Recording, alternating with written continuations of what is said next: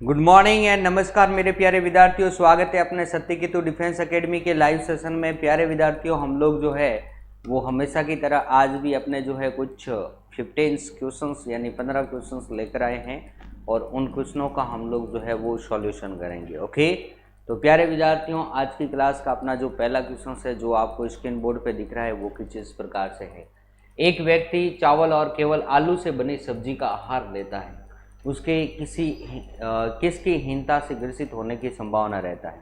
एक व्यक्ति जो है वो सिर्फ अपने आहार में जो है वो चावल और केवल आलू से बनी हुई जो है भोजन सामग्री को ग्रहण करता है, तो अब उसमें जो है वो कौन से मतलब किस से जो है ग्रसित होने की संभावना रहती है।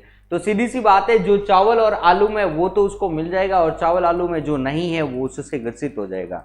तो आप मुझे बताइए वो किससे ग्रसित होगा, जल्दी से बताइए।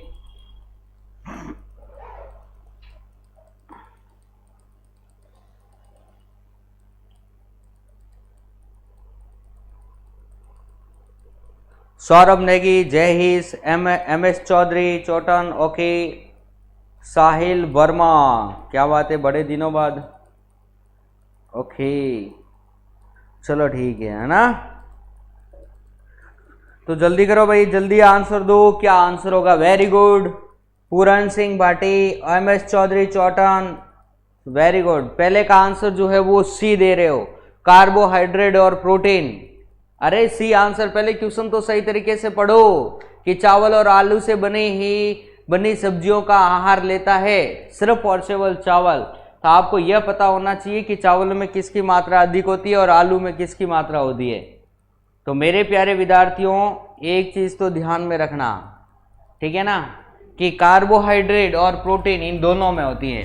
देखो, आलू में भी जो है वो स्टार्च होती है, वो प्रोटीन के रूप में पाई जाती है।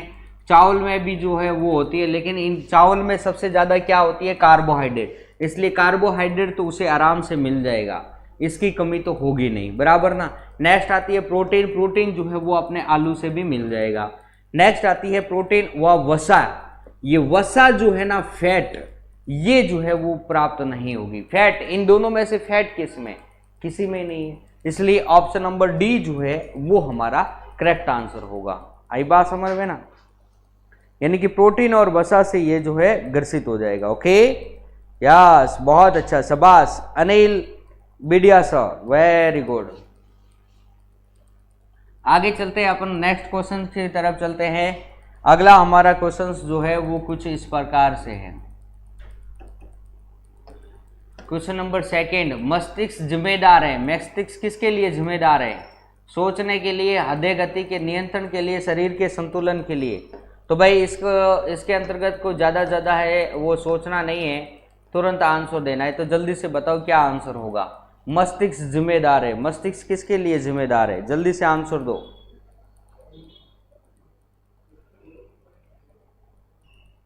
मस्तिष्क जो है वो किसके लिए जिम्मेदार है। सेकंड में डी आंसर, सौरभ नेगी ने सबसे पहले, पूरन सिंह भाटी ने भी सबसे पहले आंसर दिया, वेरी गुड। अनिल ने भी बहुत अच्छा, Sahil Verma, M S Chaudhary, Chautan, very good, शाबाश। डी आंसर आ रहा है, यस। तो मस्तिष्क मेरे प्यारे विद्यार्थियों, मस्तिष्क जो होता है वो तीनों के लिए क्या होता है, जिम्मेदार होता है, यानी कि ऑप्शन नंबर डी जो है वो हमारा करेक्ट आंसर है। ओके, नेक्स्ट हम लोग चलते हैं आगे के क्वेश्चंस की ओर चलेंगे। क्वेश्चन नंबर थर्ड, तीसरा अपने है कि सबसे लंबी कोशिका का उदाहरण है। इनमें से सबसे लंबी कोशिका किसकी है, तो भाई जल्दी से आंसर दो। ऑप्शन नंबर सी जो है वो अपने शत्रुमुर्ग लिखा हुआ है, ठीक है ना। ओके, कांडा, मुर्गी कांडा, तंत्रिका कोशिका या माइकोप्लाज्मा। तो सबसे लंबी कोशिका का एग्जाम्पल उदाहरण है, जल्दी से आंसर दो। क्वेश्चन नंबर थर्ड का आंसर दो भाई, तीसरे का आंसर दीजिए, वेरी गुड, शाबाश। सौरभ नेगी ने थर्ड आंसर दिया, very good. Anil Bidiya sir, very good, शाबाश, बहुत अच्छा। पूरन सिंह भाटी, बहुत अच्छा, शाबाश। ओके, जल्दी से आंसर दो भाई, क्या होगा। मेरे प्यारे विद्यार्थियों, आपको पता होगा कि अपने शरीर की जो सबसे लंबी कोशिका है वो तंत्रिका कोशिका है। जिसे हम लोग जो है न्यूरॉन के नाम से भी जो है वो जानते हैं।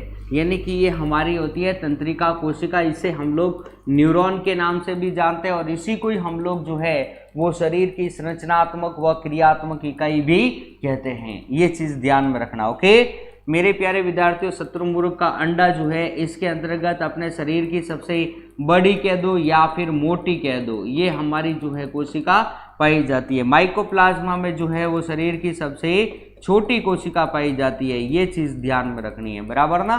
यस, तो ये डी जो है वो ध्यान में रखना है। चलो भाई आगे चलते हैं, क्वेश्चन नेक्स्ट क्वेश्चन की तरफ चलेंगे और अगला हमारा क्वेश्चन जो है क्वेश्चन नंबर 4 नंबर है हीरा है।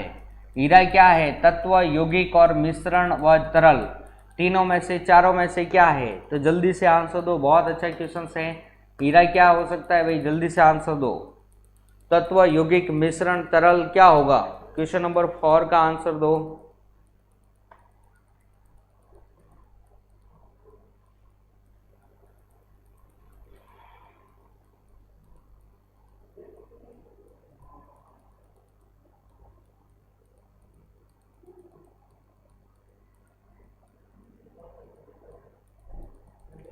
MS Chaudhary Chautan, very good. Anil, Durg Singh Rathore, बहुत अच्छा है। ए ऑप्शन आ रहा है, यानी कि तत्व, वेरी गुड, शाबाश। तो मेरे प्यारे विद्यार्थियों, इसका आंसर जो होगा बिल्कुल करेक्ट आंसर है, तत्व ही होगा। क्योंकि आपको पता है कि तत्व अपने आप में शुद्ध होता है, उसकी ना तो कोई फैक्ट्री होती है, ना तो उसे हम लोग बना सकते और ना ही उसको तोड़ सकते, यानी उसकी दुनिया में कोई फैक्ट्री नहीं है। तो सीधी सी बात है कि हीरा की भी जो है वो दुनिया में कोई फैक्ट्री नहीं है, इसलिए इसका आंसर क्या होगा? तत्व होगा, यानी कि ऑप्शन नंबर ए। अगर मैं यौगिक इसका आंसर दूं तो यौगिक में क्या होता है? 2 या 2 से अधिक तत्व अगर निश्चित अनुपात में योग करते हैं, तो सीधी सी बात है इसमें 2 या 2 से अधिक तत्व होते ही नहीं है, सिर्फ सिंगल होता है, बराबर। मिश्रण, मिश्रण क्या कहलाता है? कि 2 या 2 से अधिक अनिश्चित अनुपात में या किसी भी अनुपात में मिलकर बने पदार्थों के योग को हम लोग मिश्रण कहते हैं। तो इसमें 2 या 2 से अधिक तो है नहीं, ओके, इसलिए अपना ऑप्शन जो है वो ए ही राइट होगा, बराबर। और यह तरल तो होता नहीं, यह तो प्रकृति का सर्वाधिक जो है वो कठोर पदार्थ है, इसलिए अपना हम कहेंगे तत्व, अपना ऑप्शन राइट है। यस, आगे चलते हैं। अगला हमारा क्वेश्चन नंबर है 5 नंबर है, मिलावट के कारण पानी का क्वथनांक होता है। मिलावट के कारण पानी का क्वथनांक क्या होता है? तो जल्दी से आंसर दो, जल्दी से आंसर दो भाई, क्या होगा? मेरे प्यारे विद्यार्थियों, इस क्वेश्चन का आंसर मैं पहले बहुत बार करवा चुका हूँ, ये बहुत बार जो है पहले आ चुका है, इसलिए इस क्वेश्चन को मैं जो है आपको होमवर्क में देता हूँ।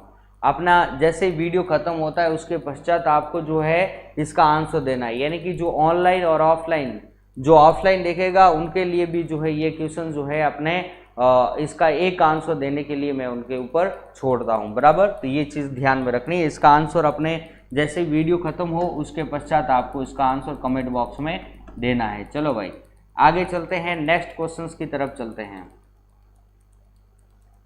क्वेश्चन नंबर 6, कांसा क्या है? यौगिक, मिश्र धातु, वर्षा की मात्रा या उपयुक्त कोई नहीं? तो जल्दी से आंसर दो भाई, कांसा क्या है? कांसा, बहुत अच्छा है क्वेश्चन।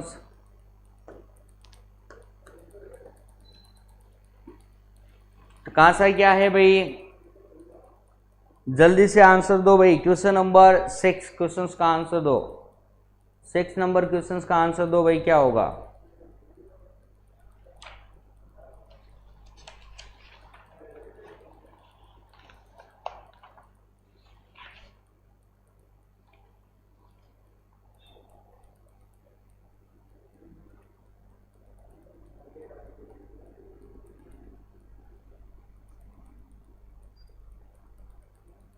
यस, 6 में आंसर आ रहा है अपने बी आंसर, बहुत अच्छा, शाबाश। Saurabh Negi, Anil, Darjan Singh, okay, MS Chaudhary, very good. Yes, Saurabh Negi ने बिल्कुल सही बताया, यानी कॉपर व टिन। यस मेरे प्यारे विद्यार्थियों, ये चीज़ ध्यान में रखना है, यह एक तांबे की क्या है? मिश्र धातु है, जो कि कॉपर प्लस टिन से मिलकर बनी होती है। Okay, yes. और जब इसमें टिन की मात्रा अधिक होती है तब इसको हम लोग जो है वो रोल्ड गोल्ड के नाम से भी जो है इसको पहचानते हैं, ये चीज़ भी ध्यान में रखना। या फिर हम लोग इसको श्वेत टिन के नाम से भी जानते हैं। ओके, ये चीज़ ध्यान में रखनी है, बराबर ना। यानी कि ये चीज़ ध्यान में रखनी है कि अपनी कांसा जो है वो कॉपर व टिन से मिलकर बना होता है। इसी प्रकार से पीतल जो होता है वो अपने कॉपर प्लस जिंक से मिलकर बना होता है। ये भी बहुत अच्छा क्वेश्चन है, कई बार आता है कि पीतल क्या है। पीतल भी एक मिश्र धातु है, वो भी कॉपर की, और वो कॉपर प्लस जिंक से मिलकर बना होता है। ये चीज़ भी ध्यान में रखनी है। यस, आगे चलते हैं नेक्स्ट क्वेश्चन की तरफ। और अगला हमारा क्वेश्चन है क्वेश्चन नंबर 7 है हाइड्रोजन बम का मूल सिद्धांत है। बहुत अच्छा क्वेश्चन है और इसको मैं कई बार जो है वो समझा भी चुका हूँ। तो इस पीरियड में हम लोग इस क्वेश्चन को नहीं समझेंगे, डायरेक्ट इसका आंसर देंगे कि हाइड्रोजन बम का मूल सिद्धांत है नाभिक के विखंडन, नाभिक के संलयन, या दोनों, या इनमें से कोई नहीं। तो जल्दी से आंसर दो भाई, क्या होगा।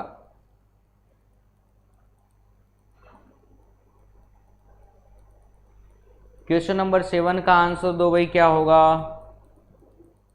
जल्दी से आंसर दो। खेत सिंह सिंगम नादरी, बहुत अच्छा भाई, डिलीट नहीं करना है। MS चौधरी चौटन 7th में बी आंसर आ रहा है। Very good Khem Singh, very good, बहुत अच्छा, शाबाश। हाइड्रोजन बम का मूल सिद्धांत जो है वो क्या है।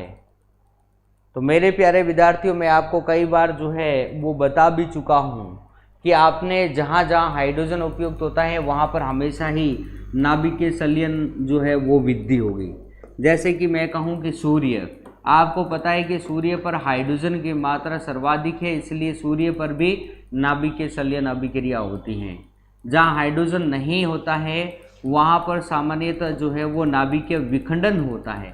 जैसे कि मैं कहूँ परमाणु बम में जो है वो क्या होता है, तो हम लोग कहते हैं कि उसमें नाभिकीय विखंडन की क्रिया होती है, बराबर।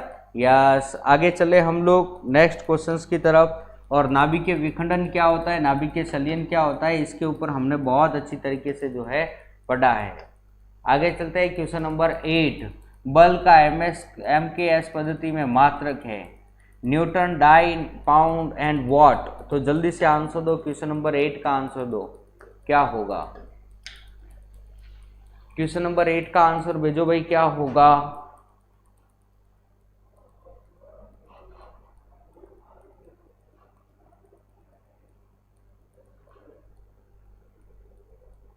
बल का MKS पद्धति में मात्रक क्या होता है।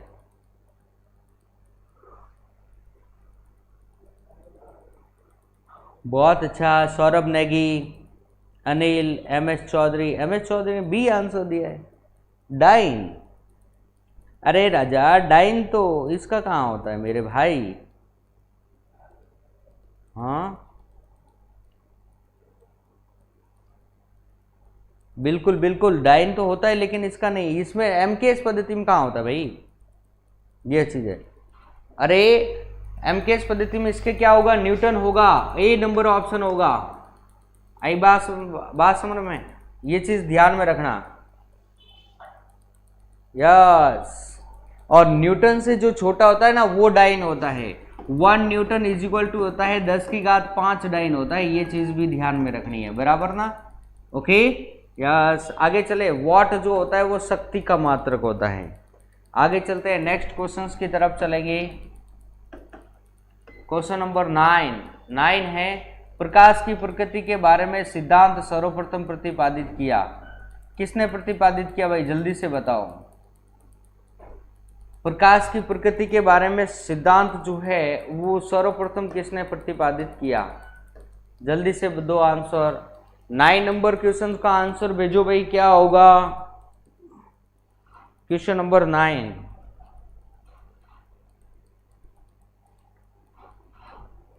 प्रकाश की प्रकृति के बारे में सिद्धांत सर्वप्रथम किसने प्रतिपादित किया।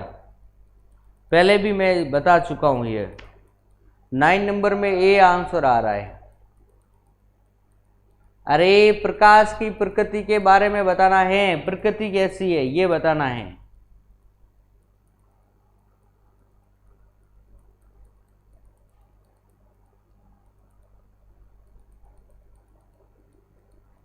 अरे हाइजेनबर्ग जो है वो प्रकाश तरंग सिद्धांत दिया था, तरंग सिद्धांत, कि प्रकाश जो होता है वो सिर्फ तरंग के रूप में रहता है, तो हाइजेनबर्ग का तरंग सिद्धांत दिया था।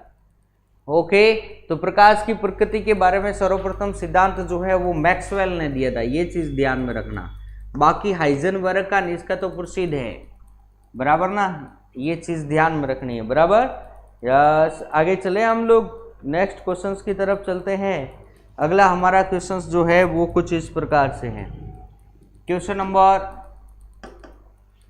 10 नंबर क्वेश्चन इस प्रकार से है, पंखुड़ियों के बिना फूलों में परागण किस साधन से होता है? पंखुड़ियों के बिना फूलों में परागण, बहुत अच्छा क्वेश्चन है, जल्दी से आंसर दो, बिना सोच समझ के इसका आंसर दो। पंखुड़ियों के बिना फूलों में परागण साधन से होता है। परागण जो होता है वो, अगर पंखुड़ियां है ही नहीं तो परागण कहाँ से होगा? तो आप मुझे ये बताइए, इन किस में से हो सकता है? हवा, मिट्टी, पानी, प्रकाश?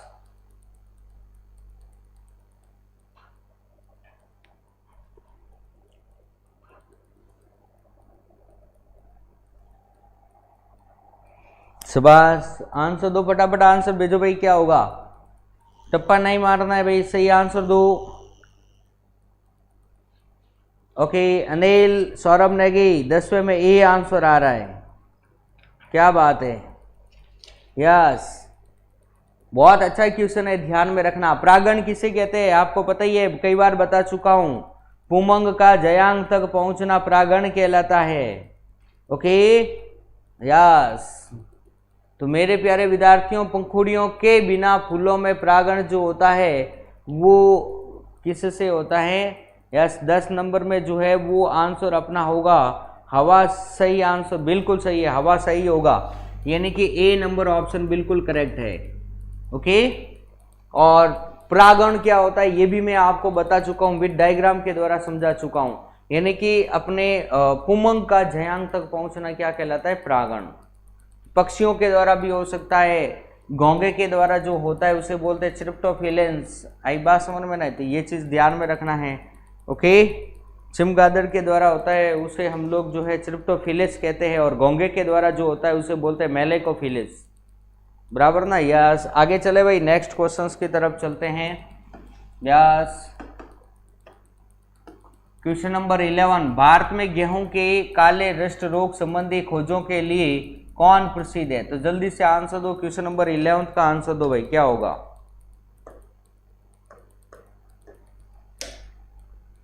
11 का आंसर दो भाई, क्या होगा? भारत में गेहूं के काले रस्ट रोग संबंधी खोजों के लिए कौन प्रसिद्ध है? Doctor KC Mehta, doctor RP. Roy, doctor Hargobind Khurana, doctor Birbal Sahni. तो क्वेश्चन नंबर 11 का जल्दी से आंसर दो भाई, क्या होगा? जल्दी से आंसर दो, क्या होगा 11 नंबर का?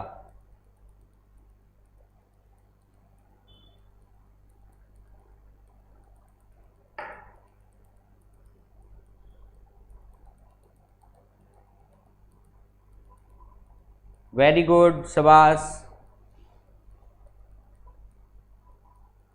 ऐसे कहाँ से लेकर आते हो जबर सिंह? जल्दी से आंसर दो, क्वेश्चन नंबर 11 का, भारत में गेहूं के काले रस्ट रोग संबंधी खोजों के लिए कौन प्रसिद्ध है? बहुत अच्छा, पहले भी मैं इसको बता चुका हूं। यस, ये संजीत फौजी है, इसने सबसे पहले दिया था आंसर ही। Anil, MS. Chaudhary Chautan, very good, 11th में सही बता रहा है, क्या बात है भाई। जबर सिंह, अरे भाई आप ध्यान कहाँ रखते हो भाई, पहले मैं बता चुका हूँ, एक बार ये करवा चुका हूँ।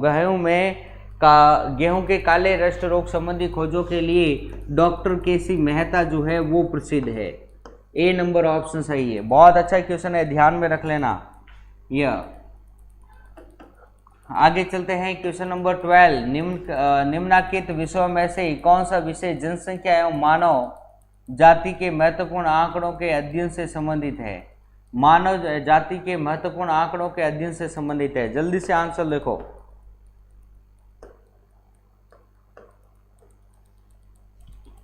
निम्नांकित विषयों में से कौन सा विषय जनसंख्या एवं मानव जाति के महत्वपूर्ण आंकड़ों के अध्ययन से संबंधित है? जल्दी से आंसर दो भाई, क्या होगा?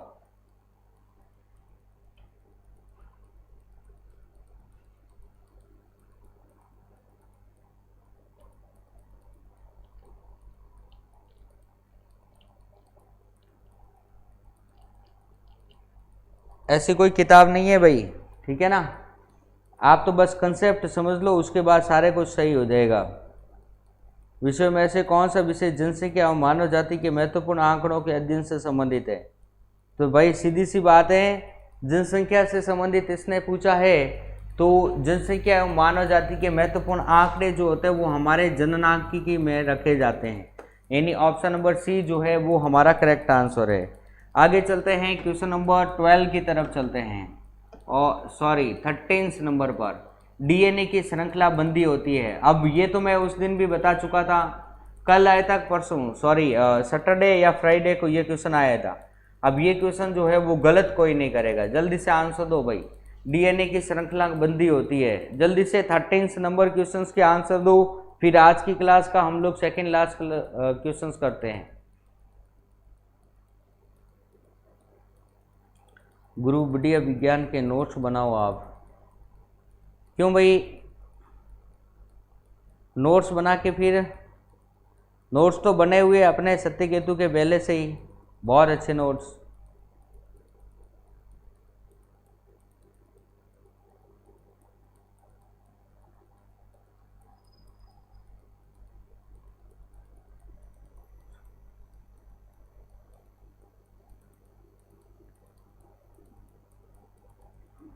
सौरभ नेगी, ओके। आशीष, बहुत अच्छा, वेरी गुड। मेरे प्यारे विद्यार्थियों, जल्दी से अपने जो ये मेरे जो 15 क्वेश्चन हैं, इन क्वेश्चनों को जो है वो अपने 30 मिनट्स या 25 से 27 मिनट्स, इतने मिनट में जो है वो कंप्लीट होने चाहिए बस। ना तो इससे ज़्यादा समय होना चाहिए, ना इससे कम होना चाहिए। बात समझ में आई ना? इसलिए ये इतनी टाइम भी लगवा रहे हैं, ठीक है। तो आप डोंट वरी, आप बड़ी आराम से जो है इसका आंसर दो, जल्दी से आंसर दो कि डीएनए की श्रृंखला बंदी होती है, किससे से बनी होती है। क्वेश्चन नंबर 13 का आंसर दो।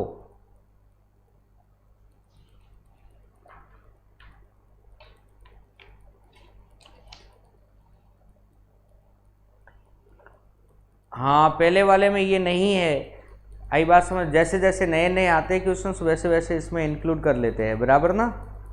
Okay, yes. तो प्यारे विद्यार्थियों, इसका आंसर जो है आपको पता है हाइड्रोजन बंद होता है, यानी कि डी नंबर ऑप्शन। डीएनए की श्रृंखला बंदी होती है किससे? तो हाइड्रोजन बंधों से।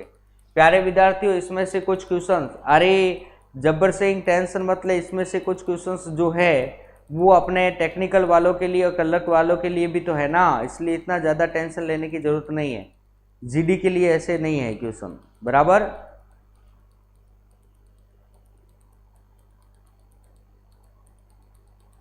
ओके, चलो आगे चलते हैं। क्वेश्चन नंबर 14 और आज की क्लास का last and final second last question है अपना। Second last question, question number 14, प्रकृति में सर्वाधिक प्रचुरता से पाए जाने वाले कार्बनिक यौगिक है।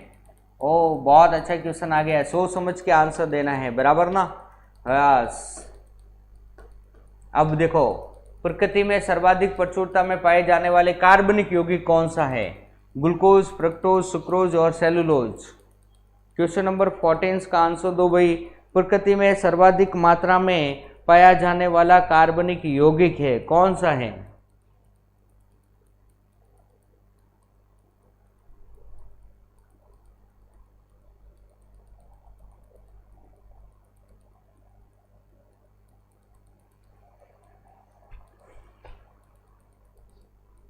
बहुत अच्छा। तो प्रकृति में सर्वाधिक प्रचुरता में पाए जाने वाले कार्बनिक यौगिक का नाम क्या है भाई? सर्वाधिक मात्रा में, यस मेरे प्यारे विद्यार्थियों, सर्वाधिक मात्रा में जो है कई बार बता चुका हूं, सेलुलोज। आई बात समझ में? जो कि अपने पौधों में जो है वो सबसे अधिक पाया जाता है। हम लोगों में जो है वो सेलुलोज का पचाने के लिए अपने कोई अंग नहीं पाए जाते, लेकिन जानवर जो होते हैं, जो घास वगैरह सबसे ज़्यादा खाते हैं, उनमें जो है छोटी आंत और बड़ी आंत के बीच में अंधनाल पाया जाता है जो कि सेलुलोज का पाचन करता है। बराबर, हम लोगों में जो है ऐसा कुछ नहीं होता है, इसलिए हम लोग जो है वो सेलुलोज का पाचन नहीं कर सकते। ओके, और आज की क्लास का लास्ट एंड फाइनल हम लोग, ये हमारा क्वेश्चन कुछ इस प्रकार से है। क्वेश्चन नंबर 15, निम्न में से कौन सा पौधा कीट पकड़ता है? मतलब कीट बक्सी पादप हम लोग इसको बोल सकते हैं। बराबर ना, तो बताइए जल्दी से, कीट बक्सी पादप या कीट को पकड़ने वाला पादप जो है वो कौन सा है? ऑस्ट्रेलियन अकेसिया, स्माइलैक्स या नीरियम या नेफेंथस? तो जल्दी से क्वेश्चन नंबर 15 का आंसर दो, क्या होगा? ये भी मैं लिखवा चुका हूं, ध्यान में रखना।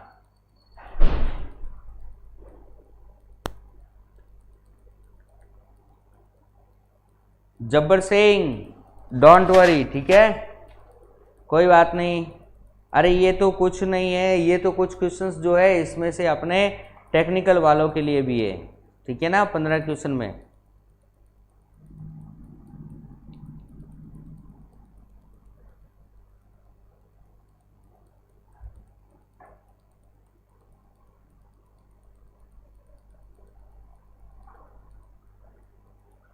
फिफ्टींस में बी आंसर आ रहा है, क्या बात है, बी नहीं होना चाहिए मेरे प्यारे विद्यार्थियों। इसका सही आंसर जो होता है नेफेंथस, ये कीट बक्सी है। आई बात समझ में ना? अरे कीट बक्सी, और भी तो मैंने लिखवाए थे, घटपर्णी, ये भी एक प्रकार का कीट बक्सी पादप है। यूट्रिकुलेरिया, ये भी जो है अपना एक प्रकार का यूट्रिकुलेरिया, ये भी कीट बक्सी पादप है। ड्रायोनिया, ये भी जो है अपना कीट बक्सी जो है वो पादप है। ओके, तो इतनी सारी चीजें जो है वो ध्यान में रखनी है।